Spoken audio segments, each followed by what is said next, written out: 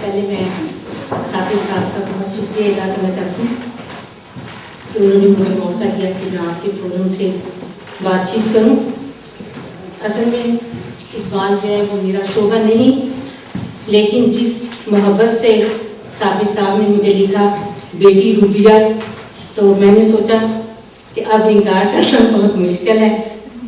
بہرحال بیشتر اس کے کہ میں اقبال اکیڈمی کو بات کروں کہ میرا اس کے بارے میں کیا خیال ہے. ابھی میں نے آپ ینگ بچیوں کو دیکھا اور میں بہت سخت امپریس ہوئی کہ آپ کے اسٹڈی سرکل سے اور ان سب باتوں سے کہ آپ کس افیکٹو طریقے سے اپنا کام آگے بڑھا رہے ہیں اور کس طرح آپ اسلام کی روشنی میں سب کچھ سمجھنا چاہتے ہیں اس ماڈرن سوسائٹی میں ڈنمارک میں. لیکن بیشتر اس کے کہ میں اس سلسلے میں مزید بات کروں، میں خود بھی کسی زمانے میں فلسفے کی طالب علم رہی ہوں اور اس دوران میں نے تھوڑا بہت اقبال کا مطالعہ بھی کیا، بلکہ ان کی کتاب جو ہے وہ reconstruction of the religious thoughts in Islam وہ بھی میں نے پڑھی. تو اس کے بعد لیکن میں پھر وکالت کے شعبے میں چلی گئی. پھر میں نے اب میں یونیورسٹی میں لاء پڑھاتی ہوں. پھر میں نے پی ایچ ڈی کی یہاں سے ڈنمارک سے لاء میں. تو اب میں مڑ کے میں نے دوبارہ اقبال کو دیکھا بہت سالوں کے بعد جب میں فلسفے کی طالب علم تھی. تو میں نے یہ سوچا کہ ابھی اقبال کی جو ہم سب سے زیادہ جو بات میں سمجھتی ہوں کہ ہم بچے ینگ بچے آپ اور ہم سب بڑے لوگ بھی جو سیکھ سکتے ہیں اقبال سے، وہ اشتہار کا کانسیپٹ ہے. کیونکہ میں نے بیشتر اس کے کہ وقت تو ظاہری بات ہے کہ بہت کم ہے اور یہ اتنا گہرائی سے اس کا سارا فلسفہ ہے، میں بہت ساری بات تو نہیں کر سکتی. لیکن میں اس سے پہلے کہ میں آپ کو بتاؤں کہ اشتہار کو میں نے کیسے سمجھا، تو میں آپ سے یہ پوچھنا چاہوں گی کہ آپ ہاتھ اونچا کریں کہ آپ میں سے کتنے لوگ اشتہار کے بارے میں آپ نے سنا ہے اور آپ اس کو جانتے ہیں. پھر مجھے ذرا آپ کو سمجھانے میں تھوڑی آسانی بھی ہوگی. اچھا، بہت کم ہے مطلب کہ جنہوں نے اشتہار کے بارے میں سنا. اچھا، اقبال کا زمانہ وہ زمانہ تھا جب ہمارا ملک جو اس وقت ایک ہندوستان تھا، اس وقت پاکستان ابھی نہیں بنا تھا. ابھی آپ نے اتنا پہلے اقبال تھا اور ہم برطانیہ کی نو آبادی تھے. اقبال نے اس دور میں مسلمانوں کو آزادی کا خواب دکھایا اور پسماندگی سے نکلنے کا رستہ دکھایا، آگے بڑھنے کا رستہ دکھایا. انہوں نے یہ رستہ بہت فلسفیانہ انداز میں اور گہرائی کے ساتھ بتایا. اسی وجہ سے آپ اسٹڈی سرکلس بھی اس کو کرتے ہیں کہ اس کے فلسفے اور اس کی گہرائی کو سمجھ سکیں.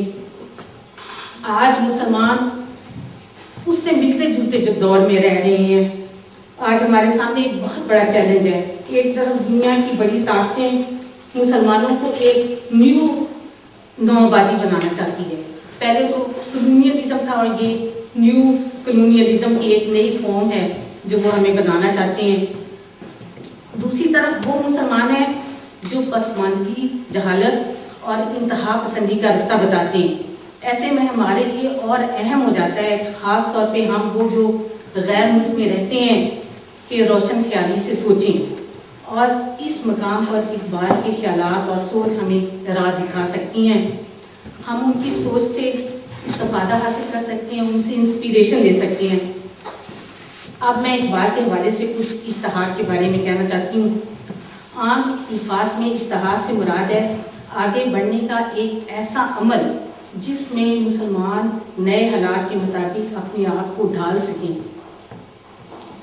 اس کی سب سے اچھی مثال جو میں آپ کو دے سکتی ہوں وہ یہ ہے کہ غلامی کے دور کی ہے.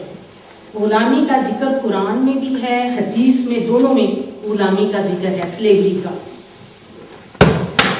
کہ غلاموں کے ساتھ اچھا سلوک کیا جائے. لیکن جیسا کہ آپ سب جانتے ہیں کہ آج غلامی کا نظام خوش قسمتی سے دنیا سے ختم ہو چکا ہے اور تمام مسلمان ملکوں کے آئین اور قوانین نے غلامی کو غیر قانونی قرار دے دیا ہے. اور آج اگر کوئی مسلمان غلامی کی تبلیغ کرے تو مسلمانوں کو یہ بات تسلیم نہیں ہوگی، اس بات کے باوجود کہ غلامی کا ذکر قرآن میں بھی ہے اور حدیث میں بھی. اس کا مطلب یہ ہوا کہ ہم نے آگے بڑھ کر نئے حالات کی روشنی میں سوچا اور اسی کا نام اشتہار ہے۔ اب میں یہ بتانا چاہتی ہوں کہ اقبال نے اس پیغام کو ہمارے پاس کیسے پہنچایا۔ نہیں، اس سے پہلے میں آپ کو ایک بات اور بتانا چاہتی ہوں کہ اشتہار میں 2 باتیں امپورٹنٹ ہوتی ہیں۔ یہ ایک راشنلٹی، کیونکہ اسلام یہ کہتا ہے کہ آپ ہر دور میں اپنی عقل سے سوچیں، کیونکہ ہر دور میں مختلف قسم کے حالات ہوتے ہیں اور اس کے مطابق آپ اسلام کو سمجھیں۔ ابھی بچیوں نے بھی اس بات کو بہت اچھے طریقے سے بتایا، اور ظاہری بات ہے کہ ثابت صاحب نے بھی بہت اچھی اس سلسلے میں بات کی۔ اور دوسری بات جو اشتہار کے لیے امپورٹنٹ ہے وہ یہ ہے کہ دنیا کو ایک موومنٹ کی فارم میں دیکھنا، نہ کہ ایسے دیکھنا کہ بس اب یہ اینڈ ہو گیا، اس کو ایک حرکت میں دیکھنا۔ یہ 2 باتیں جو ہیں وہ اشتہار کے لیے ضروری ہوتی ہیں، ایک راشنلٹی اور ایک یہ کہ ہر چیز جو ہے وہ چینجنگ ہے اور موونگ ہے، اور اسی وجہ سے اس مطابق آپ کو نئے حالات کو سمجھنا ہے۔ انہوں نے اب میں بتاتی ہوں کہ اقبال نے کیسے اس پیغام کو ہم تک پہنچایا۔ تو انہوں نے تمام دنیا کے مسلمانوں کے لیے ایک لبرل اور ڈائنامک اسلام کا پیغام دیا۔ ایک طرف انہوں نے راشنلٹی کا ذکر انہوں نے کیسے کیا، انہوں نے کہا کہ ایک طرف انٹلیکٹ ہے اور ایک طرف انٹیوشن ہے، اور ان دونوں میں کوئی فرق نہیں ہے۔ یہ ان کی خوبصورتی کی بات تھی کہ انہوں نے کہا کہ انٹلیکٹ اور انٹیوشن جو ہے، انہوں نے reconstruction of religious thoughts in Islam, زیادہ تر ان کا پیغام جو ہے وہ شاعری کی فارم میں ہم تک پہنچا ہے، لیکن انہوں نے صرف ایک کتاب جو ہے وہ ان کی لیکچرز ہیں جو سارے ایک جگہ جمع ہیں، جو ان کی فلسافیکل رائٹنگ سمجھے جاتے ہیں، تو اس میں انہوں نے کہا کہ نالج اور ریلیجیس ایکسپیرئنس یہ دونوں